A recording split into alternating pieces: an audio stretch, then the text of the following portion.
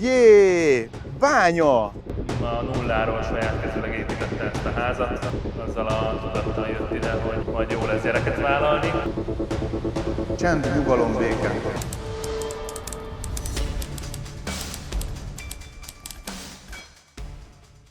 Na hát szóval itt vagyunk Vácon, és hát a régi rendszernek a romjai, a régi rendszernek a ajándékai azok még ugye megjelennek. Ricsinek a háza mellett bánya nyílik, azzal az ígérettel, hogy ez milyen jó lesz neki.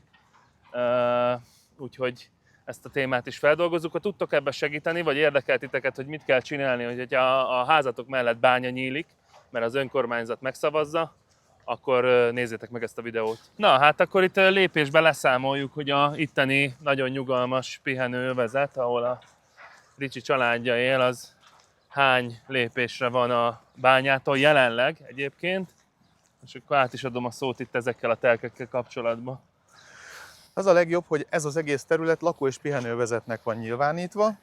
Itt 3 darab üres terek van, 1000 négyzetméter alatt itt nem lehet kimérni, és mivel ez már a védőtávolságon belül van, tehát konkrétan a tulajdonosnak ezek 0 forintot érnek körülbelül a telkei. De hogy ő erről nem tud, mert nem jár ki minden nap, majd megtudja, amikor el akarja adni. De az jó egyébként, hogy ide nem lehet építeni már, mert ez védőtávolság, de az ő háza az egyébként az út mellett van, közvetlen. Tehát az nem védőtávolság, őt nem keresik meg, hogy esetleg probléma-e, hogy kitúrjuk mellőled a földet. Hát a másik probléma az, hogyha te ide valamilyen vállalkozást be akarsz jegyezni, nem lehet, mert lakó- és pihenővezet. Ja. Tehát semmit nem lehet itt csinálni Ja, mert kb. hogy be akartuk jegyezni az autószerelést, hogy te kivonulós autószerelő vagy. Nem lehet, kivonulós autószerelő itt nem lehet, lakó- és pihenővezet, az Igen, nem. semmit nem lehet Viszont csinálni. ez nyugodtan, tehát itt... Itt, ha az utca másik felétől néztek, itt a bányának a védőtöltése. És ezt lehet. Tehát egy lakó- és pihenőövezet nagyjából. És ugye ez még a kisebbik probléma, hanem hogy ugye erre jön tovább. Így van. Hát Ha itt erre végigmegyünk, gyakorlatilag reggel kilépsz a kávéval, és megcsodálhatod a legújabb markológépeket majd. még ha a legújabbak lennének, de ezek csörögnek, zörögnek, nyekeregnek. Hát, hogy tudd, hogy itt vannak. Ja, igen, ez az ébresztő, hogy hülye gyerek, nehogy elaludjál. Igen.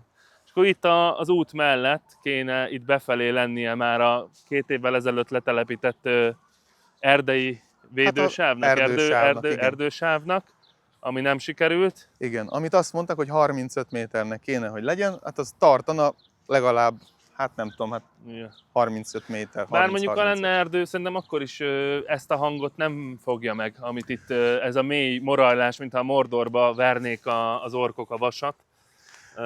Nyilván itt az a lényeg, hogy ha egy ilyen facsemetéket tesznek, akkor az 15 év múlva lesz erdő, tehát azzal nem érünk semmit. És sajnos itt is erdősávnak kéne lennie, csak ezt lehúzták egy tolvonással valakinek az indítványozására, ami még nem derült ki, hogy ki az. 2025. november vége, december elejétől elkezdődtek a munkálatok, elkezdődött a védőtöltésépítés, elkezdődött a bányászat, és innentől kezdve itt a lakáson belül nagyjából ilyen 6 óra 20-30 környékétől már nem lehet megmaradni egészen este 6 óráig, amíg a bánya tevékenység zajlik. Olyan morgó, morajló hangok vannak, a munkagépek most jelen pillanatban csak a kotrógép hangja hallatszik, de ezen felül ugye a markolók, a teherautók, ahogy hordják a földet, az is elég katasztrofális hangot ad. 2022-ben kötött a város egy olyan megállapodást, egy szerződést a Lassersberger Knauf Hungária Kft-vel, miszerint ők terjeszkedhetnek.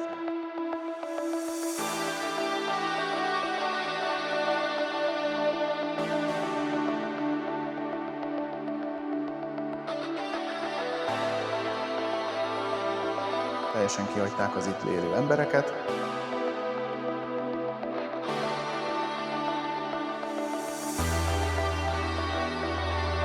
Mulasztottak, mert nem ellenőrizték, de hogy fogják.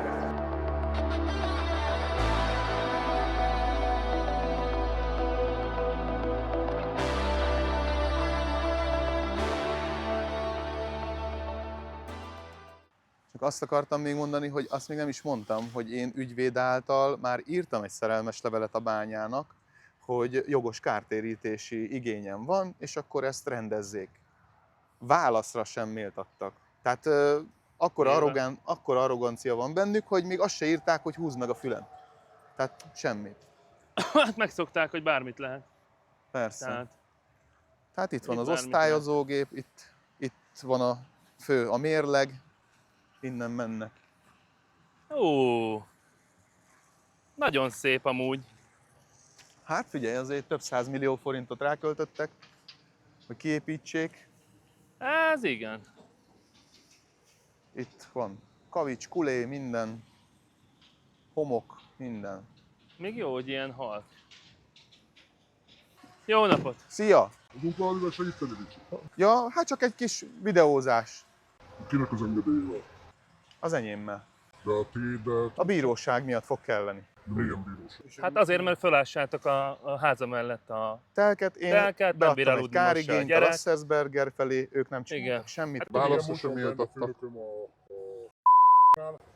de mit ássunk fölött a házatok mellett? Hát figyelj, amit én mondtam is, hogy a védőerdősáv, meg minden nem volt megcsinálva, nincs ezzel probléma. A erdősávot oda tudunk csinálni, ami a miénk.